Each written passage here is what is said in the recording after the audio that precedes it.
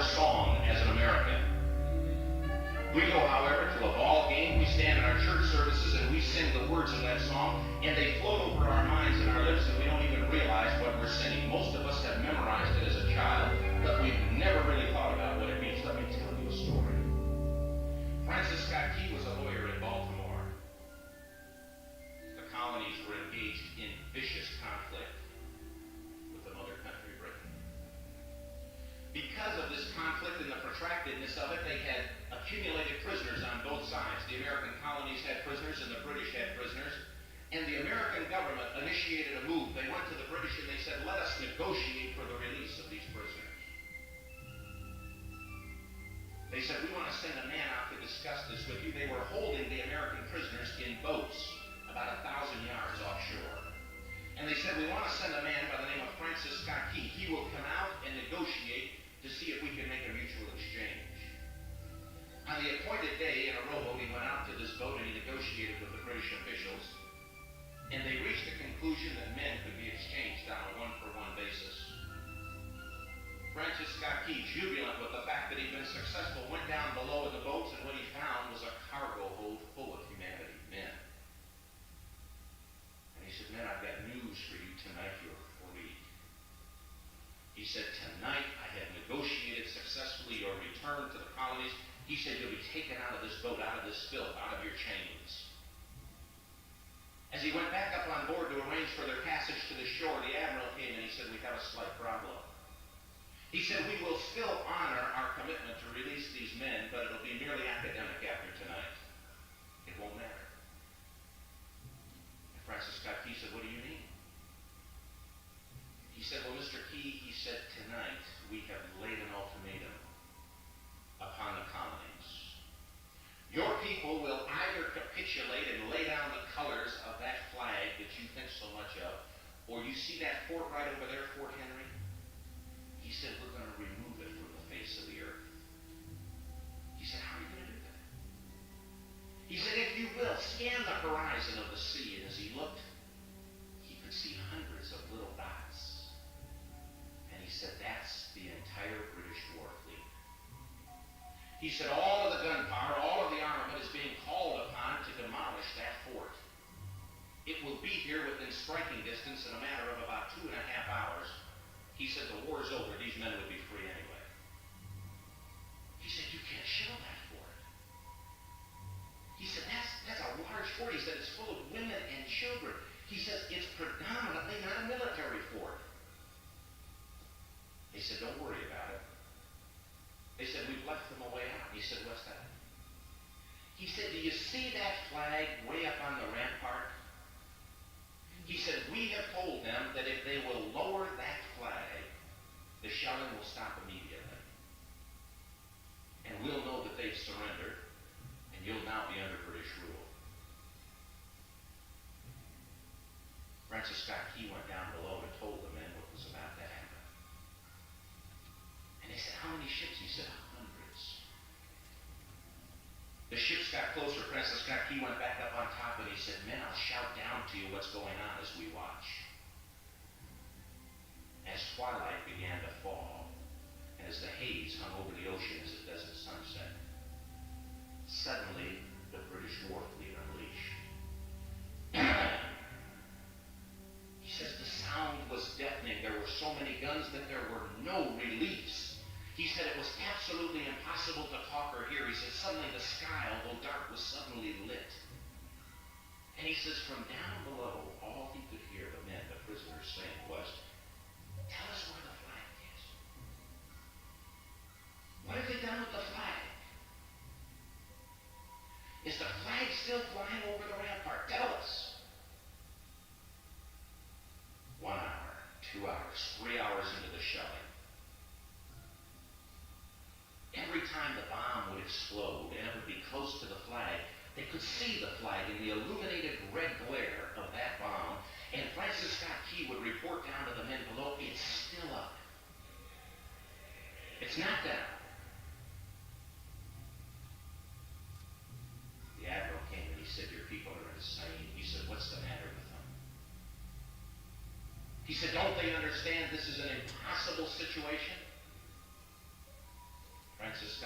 said he remembered what George Washington had said. He said the thing that sets the American Christian apart from all other people in the world is he will die on his feet before he'll live on his knees. The admiral said, we have now instructed all of the guns to focus on the rampart to take that flag down. He said, we don't understand something. Our reconnaissance tells us that that flag has been hit directly again and again and again, and yet it's still flying. We don't understand that. But he said, now we're about to bring every gun for the next 3 hours to bear on that point. Francis Scott Key said the barrage was unmerciful. All that he could hear was the men down below praying. The prayer.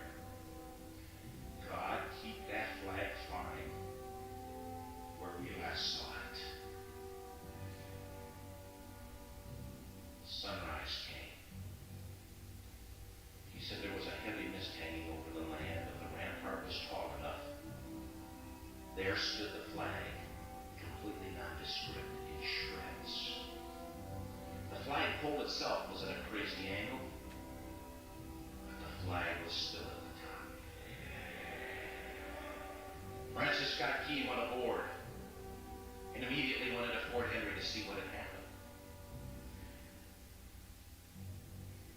And what he found had happened was that that flagpole and that flag had suffered repetitious direct hits. And when hit had fallen, but men, fathers, who knew what it meant for that flag to be on the ground, although knowing that all of the British guns were trained on it, walked over and held it up humanly until they died.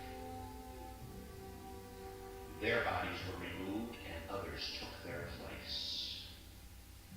Francis Scott Key said what held that flagpole in place at that unusual angle were patriots' bodies. He penned a song. Oh, say can you see by the dawn's early light what so proudly we hailed at the twilight's last gleaming? Or the rocket's red glare, the bombs bursting in air, gave proof through the night that the flag was still there. Oh, say, does that star-spangled banner yet fly and wave o'er the land of the free and the home of the brave? The debt was demanded. The price, it was paid. Oh, say, can you see by the dawn's early light what so proudly we hailed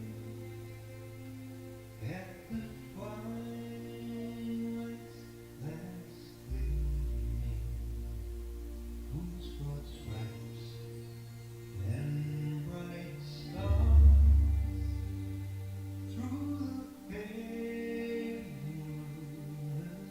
fight o'er the rampart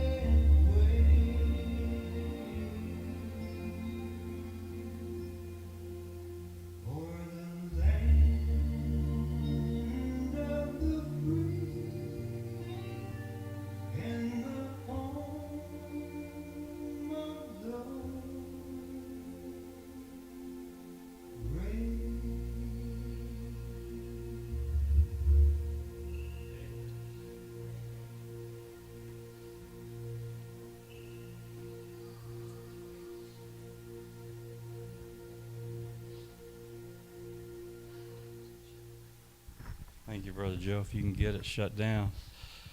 My, what a story. It's going to be our next song. And you can just pull it back to the other side, Brother Joe. There you go. Just pause it for a second.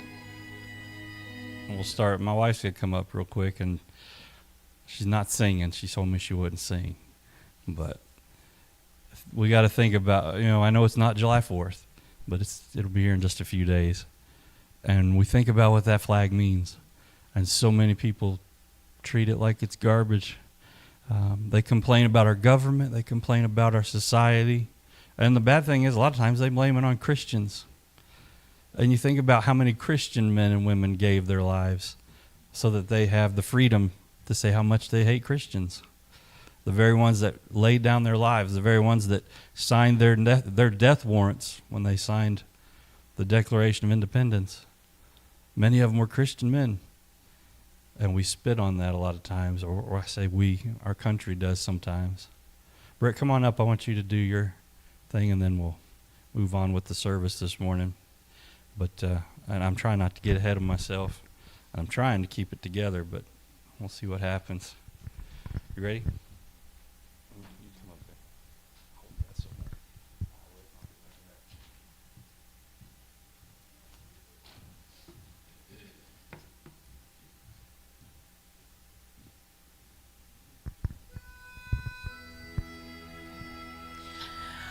I walked through a county courthouse square. On a park bench, an old man was sitting there. I said, "Your old courthouse is kind of run down." He said, "Nah, it'll do for our little town." I said, "Your old flagpole has leaned a little bit, and that's a ragged old flag you got hanging on it."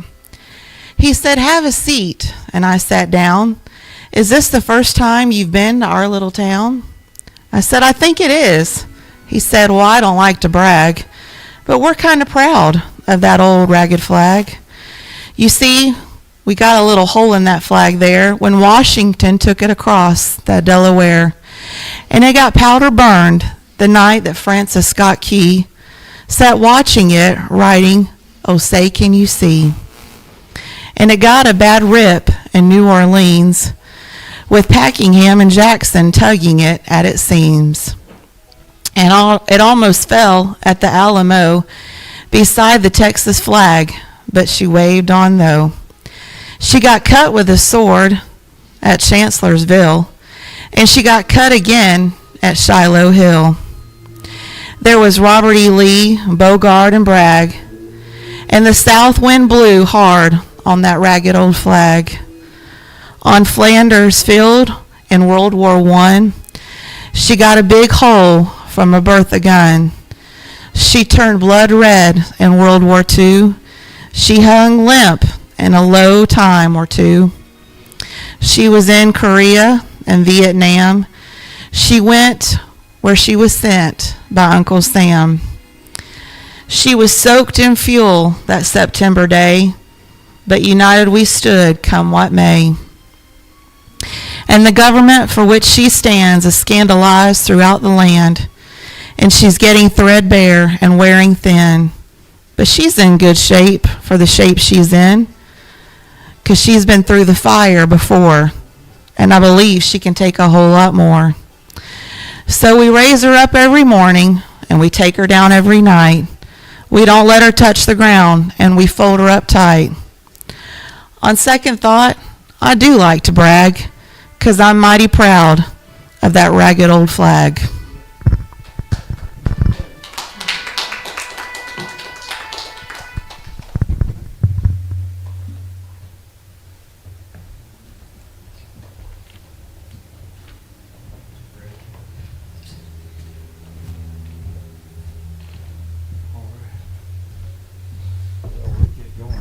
Miss Beeler, if you'd like to come back and make her work today. And we will, Brother Joe, would you mind coming up and doing our offering this morning? I think you could handle that. And then Miss Beeler, I'll let you sing during the offering time, if that's all right. Did I turn your microphone back on? It's on. Is it green? Good. Light's on anyway. That's it. Brother Joe, if you don't mind leading us in a word of prayer, and then we'll do our offering this morning. I do, Heavenly Father, thank you for our country, thank you for our pastor, and thank you for this church. Thank you for for all the many blessings that you blessed upon us. Lord, now it's time for us to be a cheerful giver to give back to you what you've given to us first. Thank you for this offering. Thank you for all your many blessings. And just thank you for the day. In Jesus' name I do pray. Amen.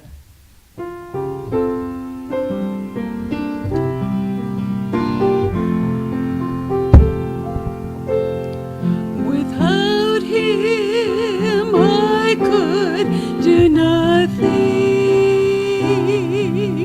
Without him I'd surely fail. Without him I would be drifting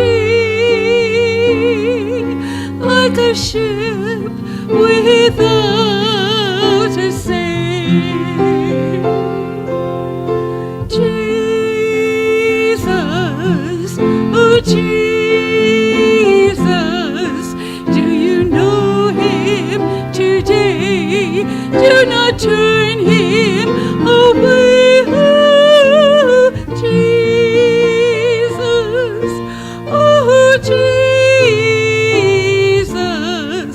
without him, how lost I would be. Without him, I would be dying. Without him, I'd be enslaved.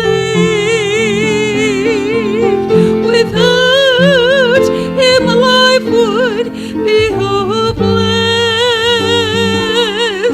But with Jesus, thank God, I'm saved. Jesus, oh Jesus, do you know him today? Do not turn him away. Oh, Jesus, oh Jesus, without him, how lost you would be.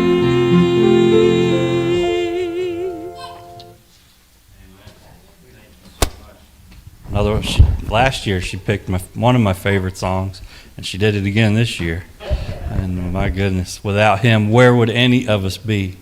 I can't imagine. And praise the Lord. Miss Angie, if you're ready, you can take kids if they want to go. If they'd rather sit here and listen to Joe, you might need to turn that small knob back up. Just don't make me too loud. You might then back me off a little bit on the board. Does that sound better? I won't stick it up here so I don't make a lot of noise. We're going to do something a little different this morning. We're going to break away from our study in the life of Christ and do, if we can get through it, we're going to do kind of a patriotic type message this morning. And it's been, anytime we talk about our country, it's an emotional thing. I know it is for me. To think of those that have given their lives. I know Brother Joe served in the military for a long time.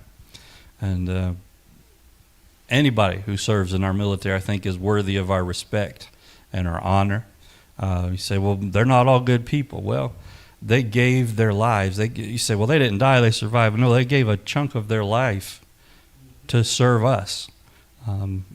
And for not much, they didn't do it for the money, I guarantee you that. Brother Joe's definitely, he didn't become a millionaire from being in the military, and most of them don't. Why do they do it? Some of them, they think it's going to be fun to go off to war and all that stuff, but most of them do it because they want to serve.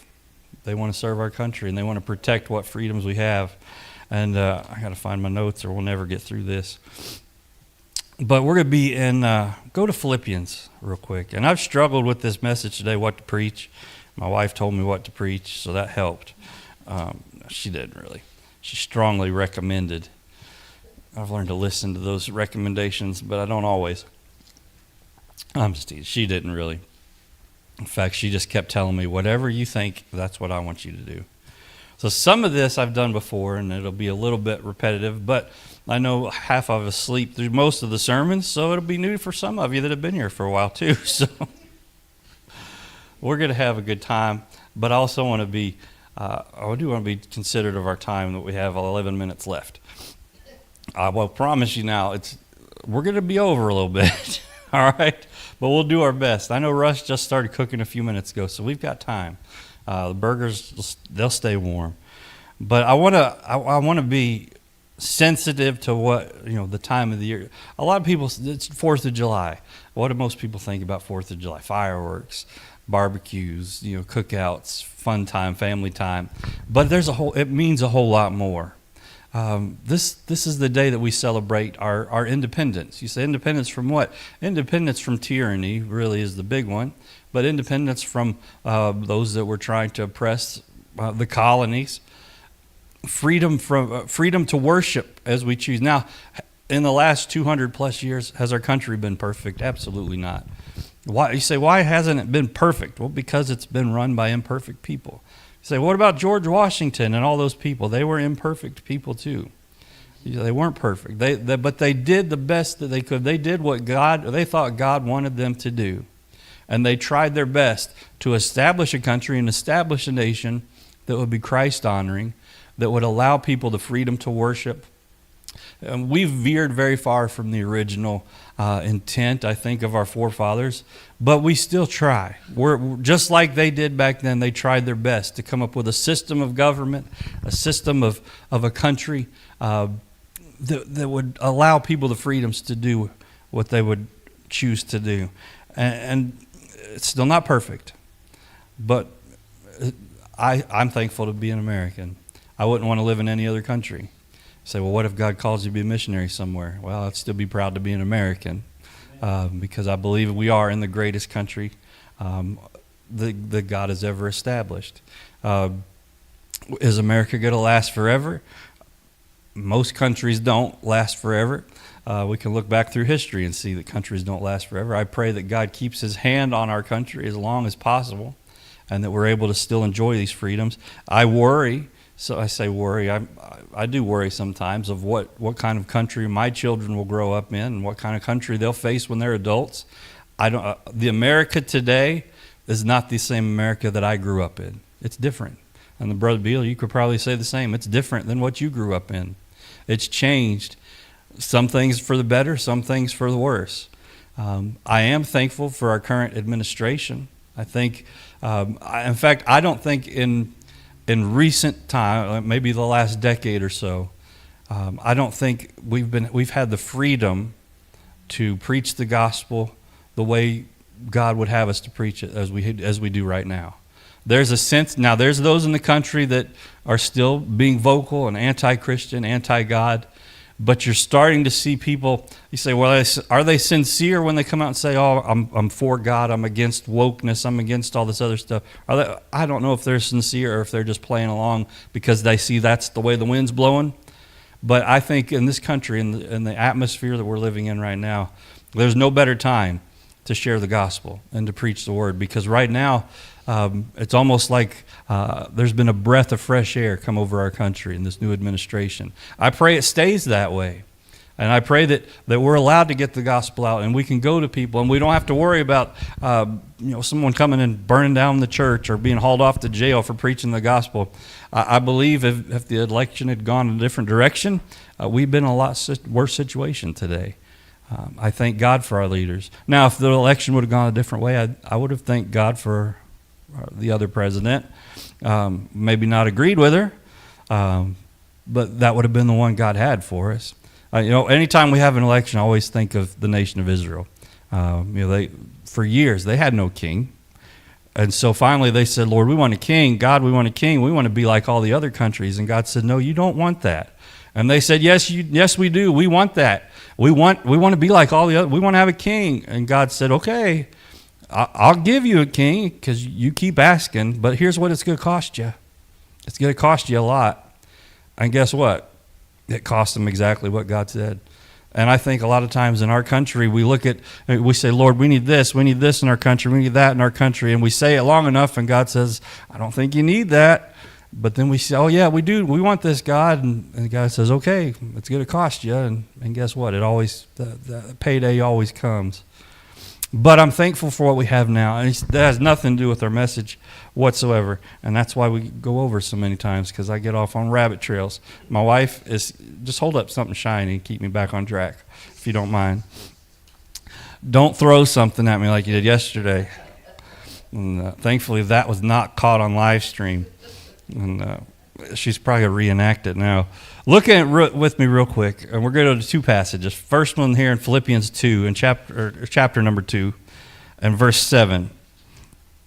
And hopefully this will make sense. And it's going to be, we're going to do a little bit of storytelling, a little bit of, I don't preach a lot of topical sermons very often, but I think it would be appropriate today. In verse 7, it says, "But made himself of no reputation, took upon him the form of a servant, and was made in the likeness of men. And being found in fashion as a man, he humbled himself, and became obedient unto death, even the death of the cross." And if you underline in your Bible, underline that little phrase, the death of the cross. And then once you do that, flip over to Hebrews.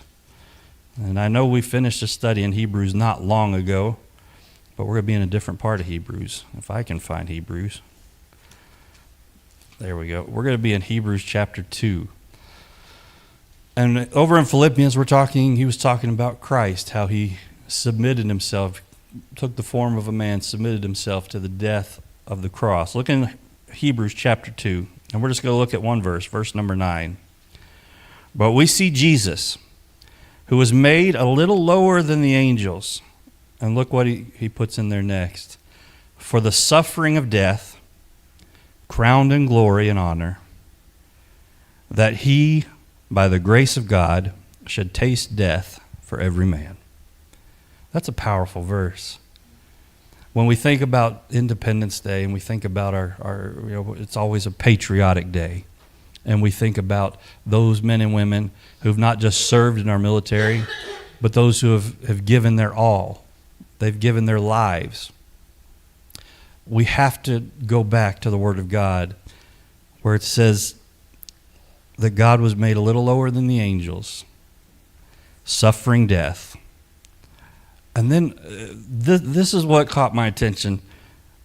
Lower than the angels for the suffering of death, but then it says crowned with glory and honor.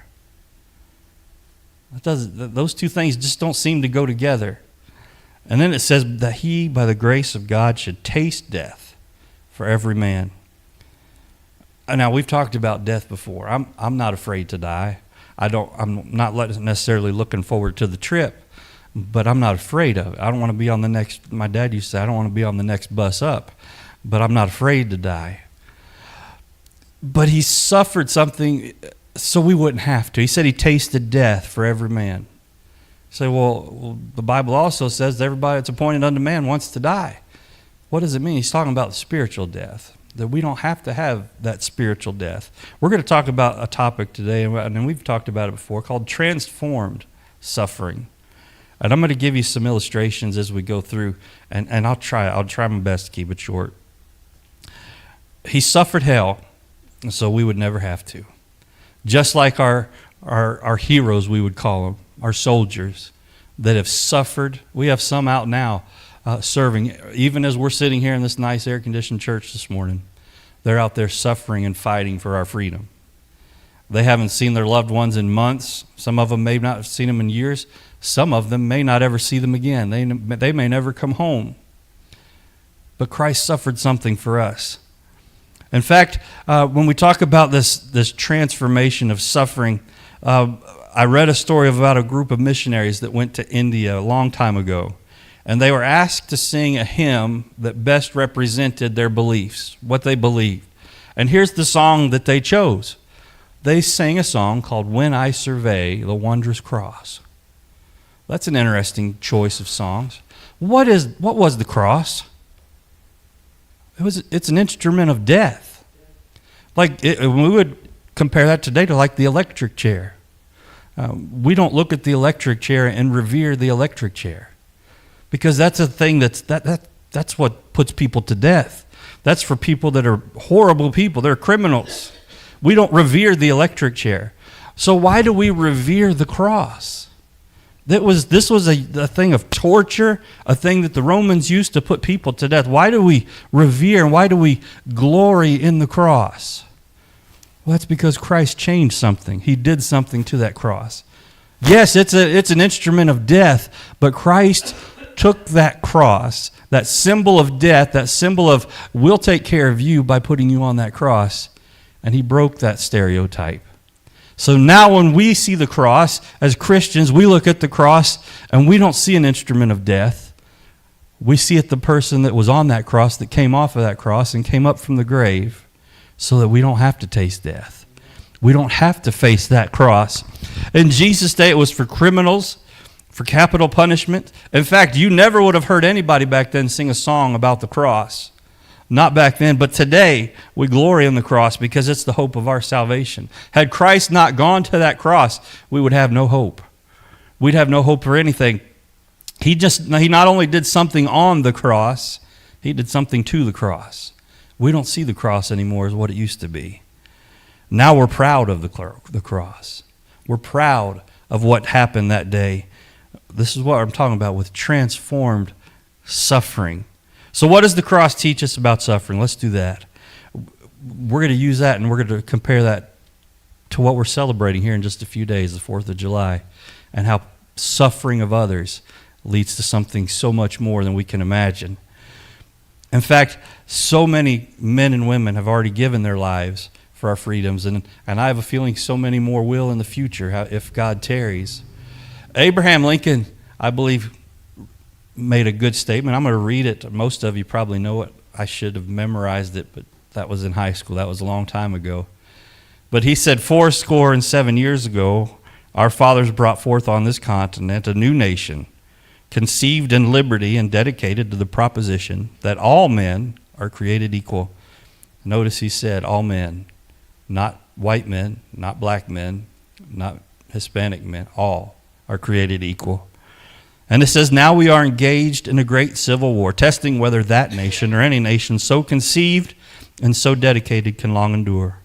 We are met on a great battlefield of that war, and we have come to dedicate a portion of that field as a final resting place for those who here gave their lives that that nation might live. It is altogether fitting and proper that we should do this. But in a larger sense, we cannot dedicate, we cannot consecrate, and we cannot hallow this ground. The brave men, living and dead, who struggled here, have consecrated it far above our poor power to add or detract. And then he said this, the world will little note nor long remember what we say here, but it can never forget what they did here. It is for us, the living, rather, to be dedicated here to the unfinished work, which they who fought here have thus far so nobly advanced. It is rather for us to be here dedicated to the great task remaining before us, that from these honored dead we take increased devotion to that cause for which they gave the last full measure of devotion. That we here highly resolve that these dead shall not have died in vain, that this nation, under God, shall have a new birth of freedom, and that the government of the people, by the people, and for the people, shall not perish from the earth. He had the right thought. Men gave their lives. They shed their blood for a country that they believed in. For a country that believed all men were equal. And when we say that term, some people say, oh, he was just for men. Not women are not equal. No, he was talking about mankind in general. That all mankind are created equal in the eyes of God. And he says, now, few people will remember what we say here. But let's never forget what actually happened here. This was a big moment in our country. Had things gone a different way, our country would have looked a lot different. And we think about the wars that we've endured through our country's short history. If we think it is a short history, 200 and some odd years, it's not that old. But we fought some great battles. Think of World War I and World War II, the hundreds of thousands that are dead, so many that never returned home. You have Vietnam and Korea and Iraq, Afghanistan. I lost a dear friend who I went to high school with in Iraq. War has touched our country many times. So what is it about suffering? What can we learn about suffering? You see, well, all this death and destruction, this pain and suffering, what can we learn from that? Well, number one, we look at the pain of suffering. When we think of the word suffering, we always think of pain. I don't like pain. In fact, when we go to the doctor, we usually go to the doctor because we have pain. We have a new pain here. My elbow hurts this time. My knee hurts, my hip, my head, whatever it is. I won't give a funny illustration of my wife. She had to get a shot for her migraines. I'll spare the details, but it was hilarious. For me, now not for her.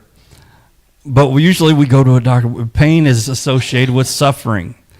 But also with that, suffering and love go together as well.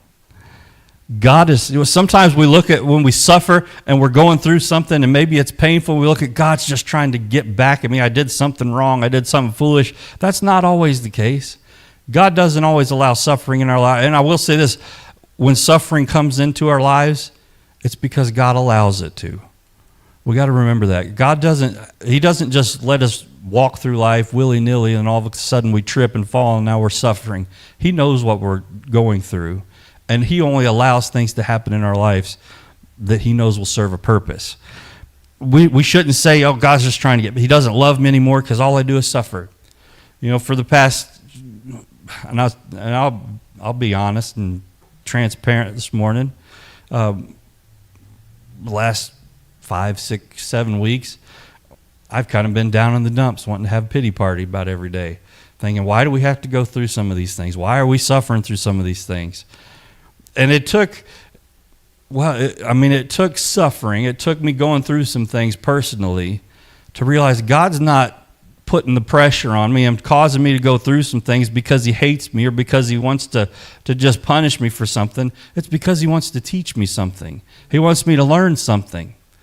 And it's through that suffering, through sometimes that pain and that pressure that we go through, that we learn something.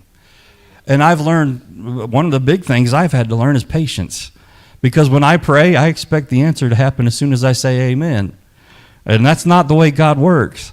We talked about this last week in passing. A lot of times we take, okay, God, here's my plan. I've got it all typed out. It's all nice and neat. And we say, this one I'm praying for, God, and we hand it to him and say, God, there you go, answer that prayer. And we'll be all set. But God says, well, that's great. I'm glad you did that. And he'll throw it away. He said, that's not my plan. And we think we've got it all figured out. But yet God says, you might think so, but I've got something different planned. You're not always going to like it. It might hurt a little bit, but you're going to learn something through it. There's always a plan. There's a purpose to it. When we look at Calvary, though, we have to see that pain and suffering and love go together. Because when Christ was on the cross, we don't hear any mention in Scripture. Not one time did Christ complain on the cross or when he was being tortured. Do you realize that? If it was me, I would have been yelling for him to stop.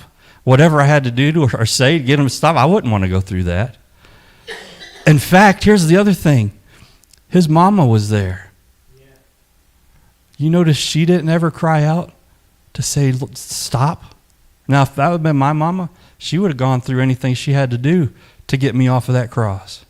If it had been one of my children, watch out, here comes my wife. Pilate better get some extra bodyguards. She wouldn't let that happen. You notice she didn't complain because she knew he was here for a reason. She knew that Christ was here and he had come to suffer and die, not just for the sin of the whole world, but for her too. I mean, think about that. Now, we don't worship Mary, but you gotta think about Mary. Because Mary, if anybody else in the world knew what Christ was all about, it was Mary. She knew what Christ was here for. I mean, the angel Gabriel came and talked to her and showed her face to face. She was pregnant with God's child. I mean, that's a special person. God didn't just he didn't just have a lottery and hope he pulled out a good one. He handpicked his own mother. There was something special about her. She didn't complain. God did not stop loving his son when he sent him to the cross. I heard just this last week on a podcast or something, and it was not a Christian when they were trying to debunk things. And he says, well, the Bible always talks about, how horrible it was for all these heathen nations to have child sacrifices and all that. But then you see God sacrificing his own son. That's not what happened. God did not sacrifice his son. His son laid down his life. He willingly went to the cross. He wasn't sent there. He wasn't forced there. No one made him do it. He went there. Why? Because he loved us. He cared for us.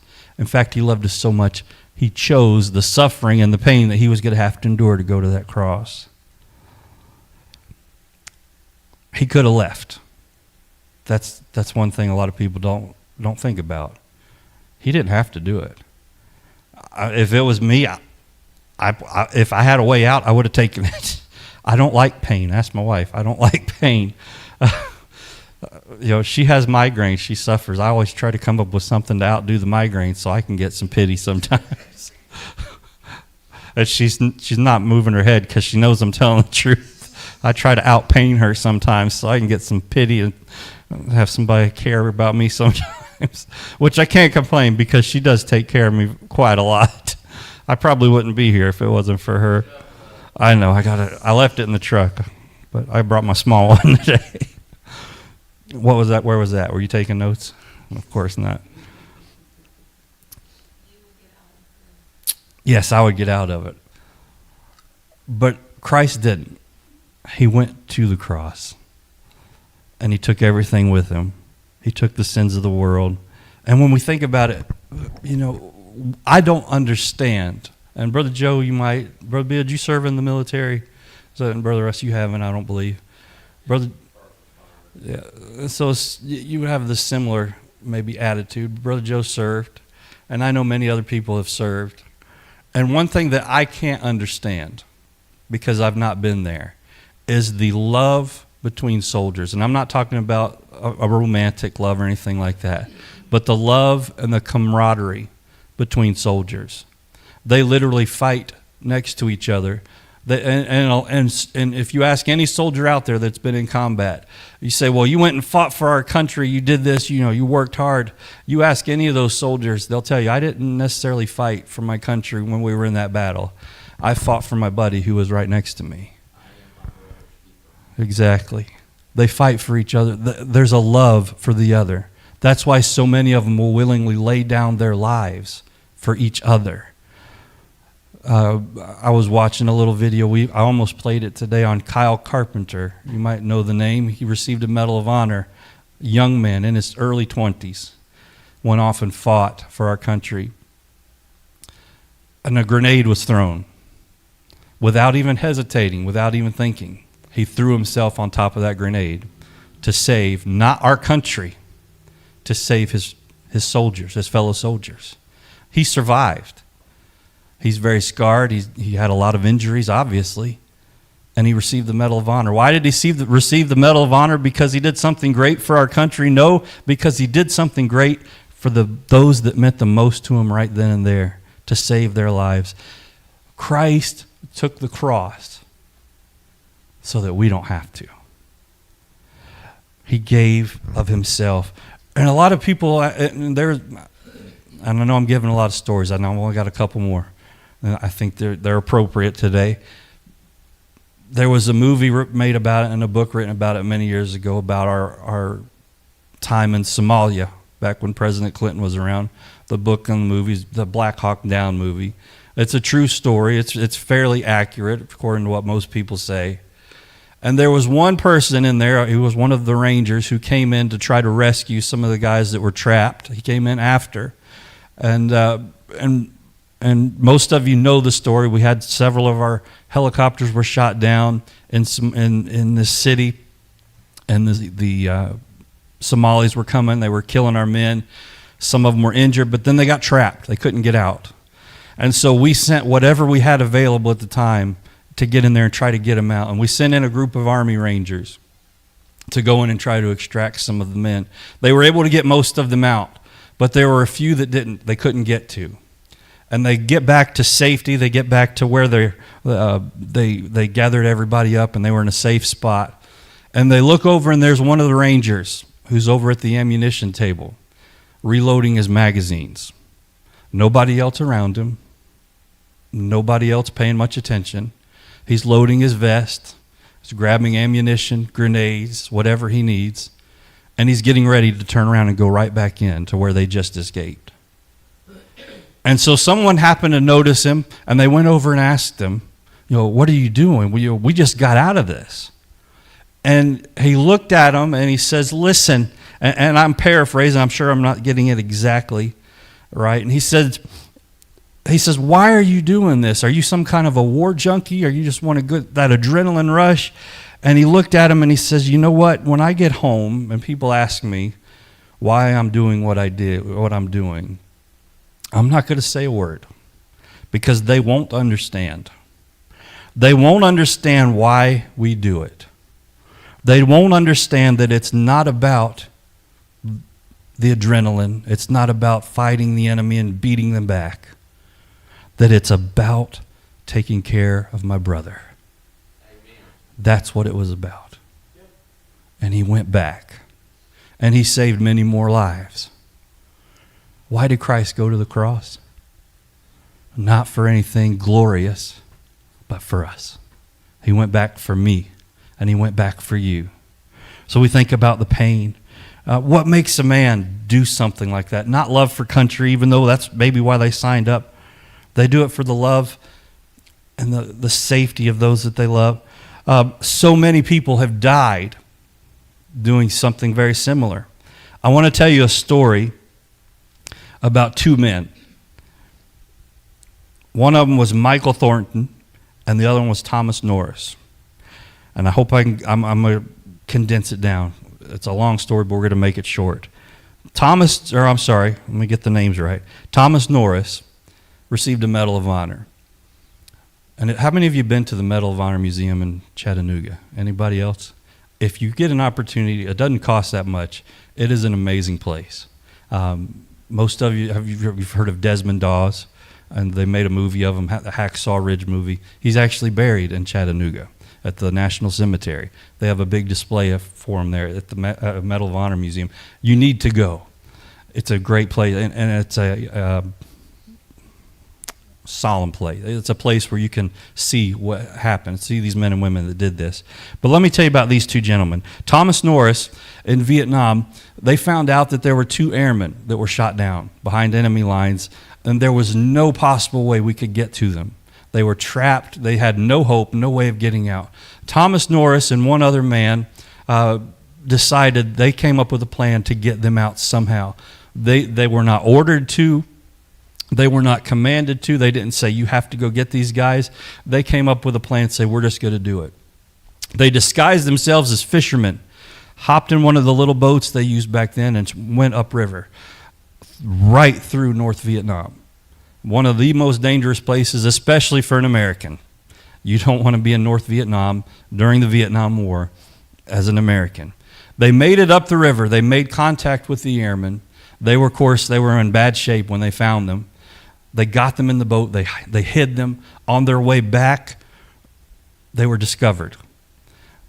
They started taking fire. They were able miraculously through smoke grenades and things like that, somehow they got out. That's not the end of the story.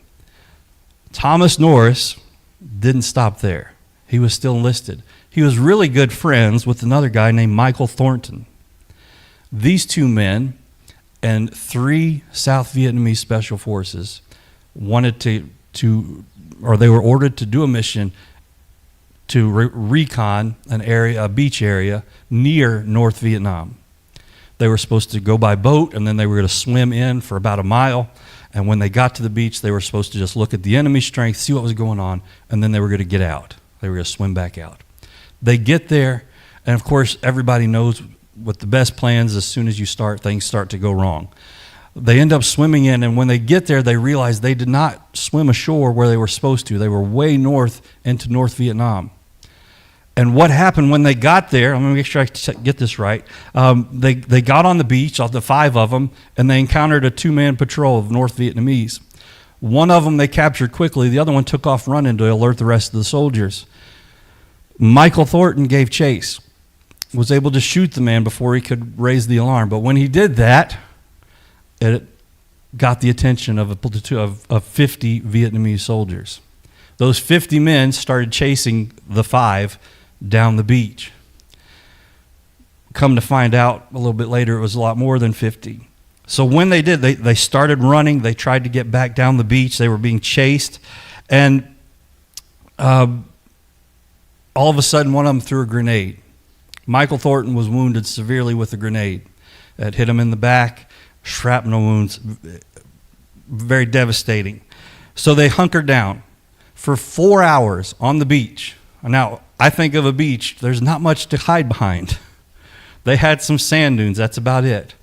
They crouched down behind these dunes, the 2 of them and the 3 South Vietnamese, and they fought 150 North Vietnamese soldiers for about 4 hours until they realized they were either going to run out of ammo and be overrun, or they were just going to get picked off one at a time.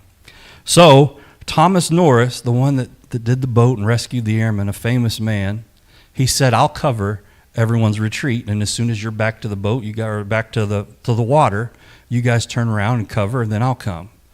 And so that's what they did. They started off. As soon as that happened, he began to lay down fire so the other 4 could escape. He was shot in the head. And so the other 4 got to the water, and Michael Thornton looked at the other 3 and says, where's Tom? And one of them said he was shot in the head. There's no chance he survived. He said, okay, you guys go on. I'm going back to get him. Because we all know our military. They don't leave men behind. He goes back. He finds Thomas Norris laying in the sand with a severe head wound, very severe head wound. And all of a sudden, he sees that he's still breathing. So he picks him up, puts him on his shoulder, and begins to run back to the water. On his way there, they've been radioing, trying to get help from the sea because they were supposed to have fire support from the ocean, and none of it ever came because the boats were in some other engagement. But one boat showed up, and they started lobbing mortars back onto the shore. One of the mortars hit way too close and nearly hit both of them, and it says they launched them about 20 feet in the air, the 2 of them together. But it was enough to drive the North Vietnamese back a little bit. Once he regained his senses, he picked up Tom Norris again and started for the water. On his way there, he gets shot. He's already been hit with a grenade. He gets shot in the leg. So now he's not only got wounds from the grenade, now he's got wounds from a bullet wound to his leg. He finally drags himself and Thomas Norris into the water. And the plan was to swim out about a mile, and the boat would be there. On his way out, one of the other Vietnamese who was wounded, he finds him in the water, and so he grabs him. This man is wounded and bleeding, but he has his buddy who's missing a good chunk of his head, and he tried to bandage the best he could, and he becomes conscious during all this. Another Vietnamese who's shot and injured, can't swim. He's carrying both of them, swimming out into the ocean, and when they get to where they're supposed to be, guess what? There's no boat. Because one of the other soldiers that was with them made it to the boat and says, they're all dead. Let's just go. So they kept swimming. Thomas Norris says, we've made it this far. We're not quitting now. They kept swimming. Finally, a South Vietnamese boat happened to just see them in the water, picked them up. Long story short, Thomas Norris survived his injury to the head miraculously. Michael Thornton survived the injuries he had. They said when they got to the boat, because of his wounds where he was shot or hit with the grenade and shot in the leg, he was barely conscious, but he held on to those 2 men long enough to get them to safety and received the Medal of Honor for going back and rescuing his friend and then caring with every ounce. He was willing to lay down his life. He didn't do that for his country. He did that for his brothers. He saved their lives. Christ, say, why did Christ go to that cross? Why did he carry our sin. He took not just mine. He took Brother Beeler's. He took Brittany's, Russ, Shannon, Joe, Barb. He took everybody's. He took all that on him. He was beaten and bruised and battered beyond recognition. But yet he went over here and said, I'm going to take all of this burden and I'm going to put it all on me. And I'm going to walk it up this hill. I'm going to take it all with me. Not because I have to. Not because someone's telling me I have to. Because I love him so much. And he took that burden for us. I want to give you one more story. We talk about the pain. But there's also a purpose sometimes. Usually that purpose is not necessarily for us. The purpose sometimes can be for others. Sometimes the suffering that we endure is not necessarily for us to learn a lesson. It might be for somebody else to learn something. In fact, think of Joseph. Joseph suffered. Oh my goodness. Think of what Joseph went through. Why did he suffer? So that a nation could be saved. What about Moses? We've been talking about Moses this week. He went through a lot of suffering. He went through suffering so he would be a fit leader, be able to take care of what he needed to take care of. David suffered so he would repent and so that the nation would come back to God. Prophets suffered to get the message of the gospel. Jesus suffered so that we could be saved. I know I said I had a couple stories. I got one short one and then one long one, and then we're done. I promise. Well, mostly promise. There was a man named G. Carl Green, actually from this area, the Chattanooga area. He had two sons, Steve and Stan, and they both went off to serve in Vietnam. Of course, that's the scary time for parents. He was a preacher. He didn't want them to go, but they wanted to do their duty. And so they joined and they went off into Vietnam. And both of them came home alive. What a great reunion that was. When they came home, one of them said, I'm going back. And his father looked at him and says, son, why would you go back to that place? I mean, we're having thousands of our soldiers killed all the time. And he says, Dad, I'm going back for you. He's like, what do you mean, son? He's like, because if I don't go over there and fight them there, then they're going to come here. His son went back and never came home. He laid down his life. This time was for us, for his father, for his mother, for his brother, so that our country wouldn't have to worry about communism coming here. He laid down his life so that we could still be free. And his father looked at him before he went off the second time. And this was one of the last things his father got to say to him face to face. He said, God bless you, good soldier. And he went back and paid the ultimate cost, or gave the ultimate. He gave everything. Why? He said, Dad, I'm doing it for you, so that you can get up behind that pulpit without fear of being put to death, without fear of any kind of persecution, and preach the gospel. Sometimes suffering serves a purpose. This young man died so that we wouldn't have to. And this is the last story, I promise. And this one's, in fact, this is a special story. It's about another Medal of Honor recipient.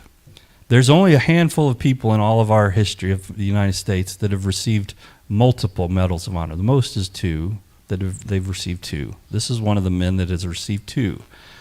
Out of all the Medal of Honor recipients, which is not that many, there's only been a handful that have received two. This is the story of one of them. His name was John Chapman, and this is a more recent one.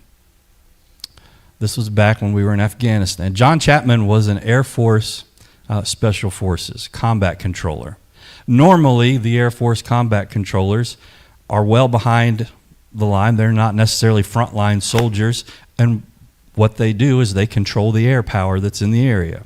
So if someone calls in and says, I need air support at this position, then he gets on his radio, calls the helicopter, calls the plane, calls whoever, and brings in the air support. But this young man, John Chapman, was a little bit more than that, because he was not just a combat controller. He had gone to all the different trainings, all the special trainings, and he was embedded with a platoon of Navy SEALs. That's how good of a soldier he was. Here was the plan. And again, plans never go well. Once the bullets start flying, the plan kind of goes out the window. Here was the plan. They were going to try to get the Taliban out of this valley.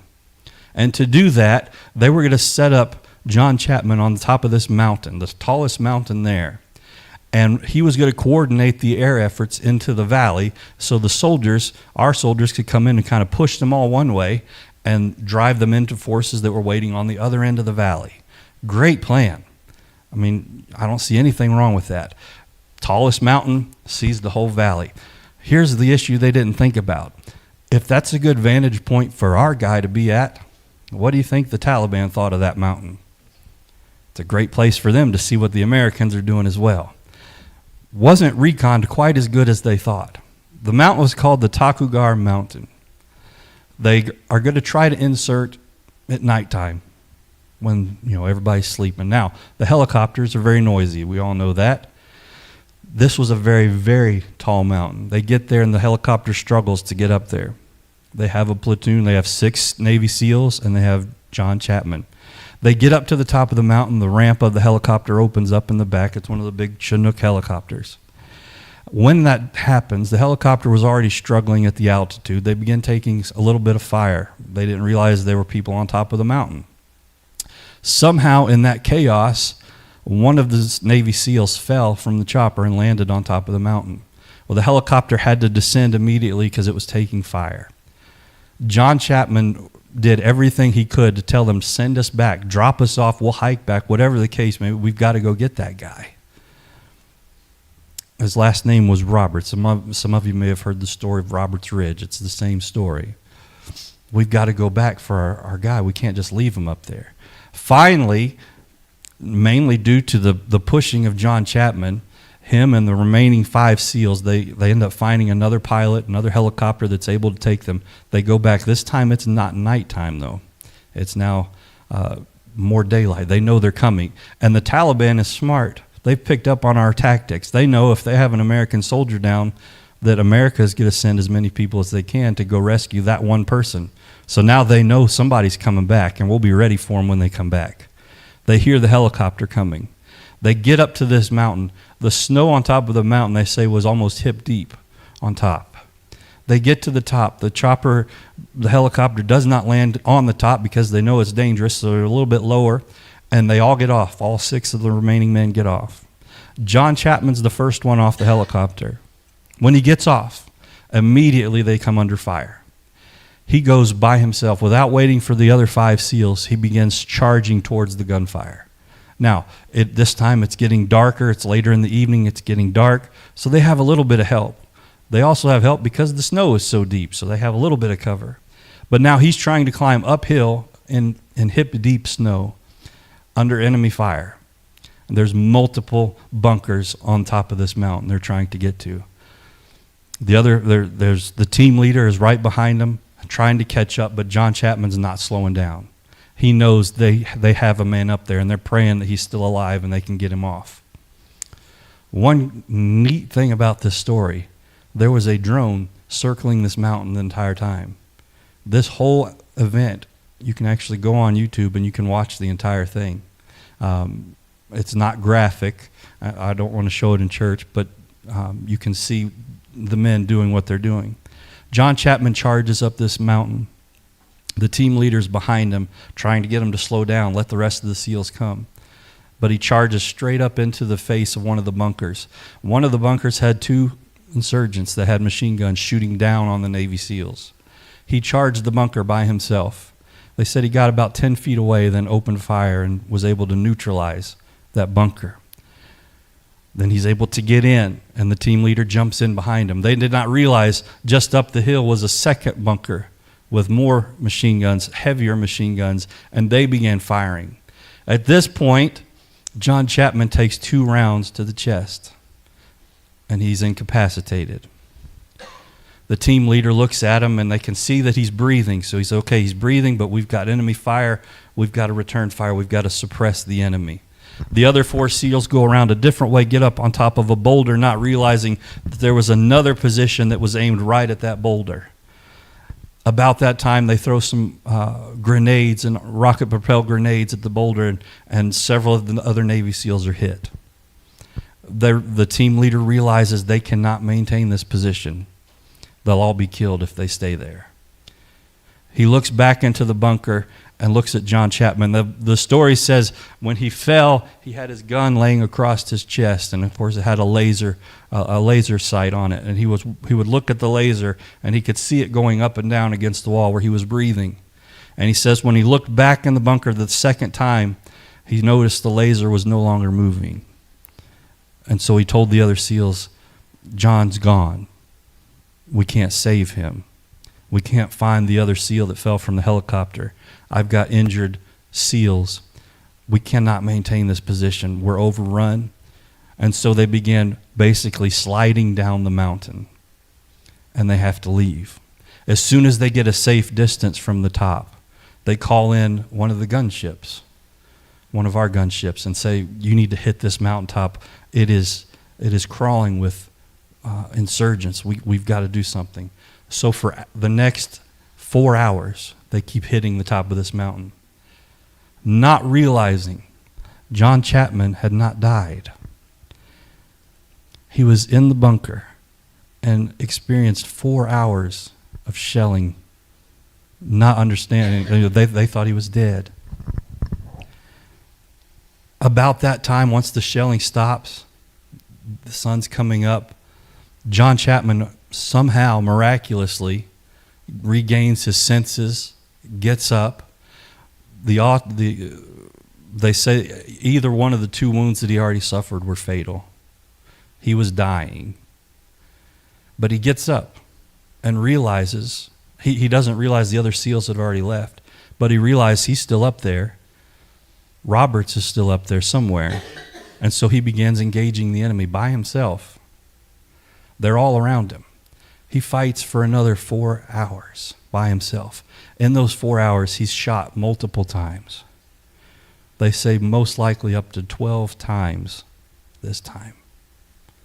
But he's fighting. He's shooting. He's trying to engage the enemy. And about that time, he hears a familiar sound of another helicopter. And he knows what's coming. It's the quick reaction force that they wanted the first time, with 18 soldiers coming up the mountain.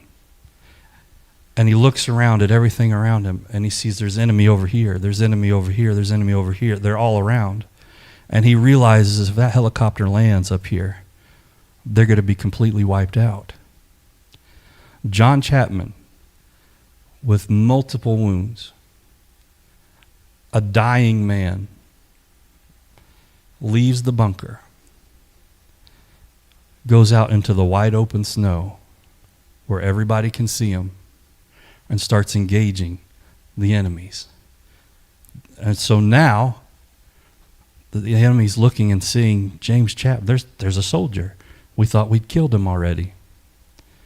Every gun on the top of that mountain was aimed at James Chapman.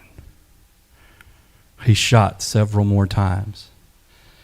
He's nearing his last few rounds when a bullet penetrates his heart and kills James Chapman. But what happened when he left that bunker? All the fire was on him. The helicopter landed. A few of them were shot. A few of them were killed right off the bat. But once he left his bunker and had all the guns on him, they were able to get out of the helicopter. And eventually they fought their way up and were able to get rid and move off the insurgents at the top of the mountain. But John Chapman has a wife, a young child. You can't tell me he wasn't thinking about them. Mortally wounded, fighting till the last bullet. And in his mind, he says, if I don't do something, everybody on that helicopter is going to die.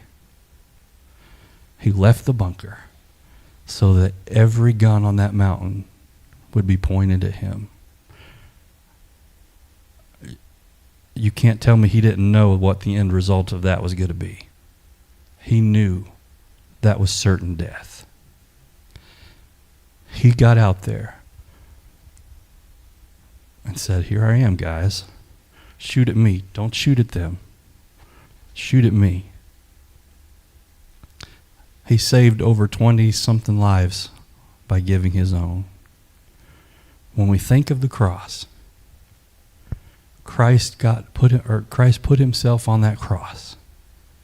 And guess what? Every sin of the world was aimed directly at that cross. You know why? So that we wouldn't have to worry about it. So that the sin that we commit, we don't have to die for.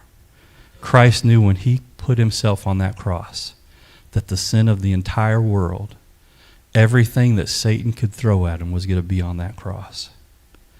He took that cross. He took that sin for us. When we think of July 4th, we think of the great things, the happy things, the fun things. We don't always think about what that July 4th costs. It cost the lives of so many. But that cost that they paid gives us the ability to worship today.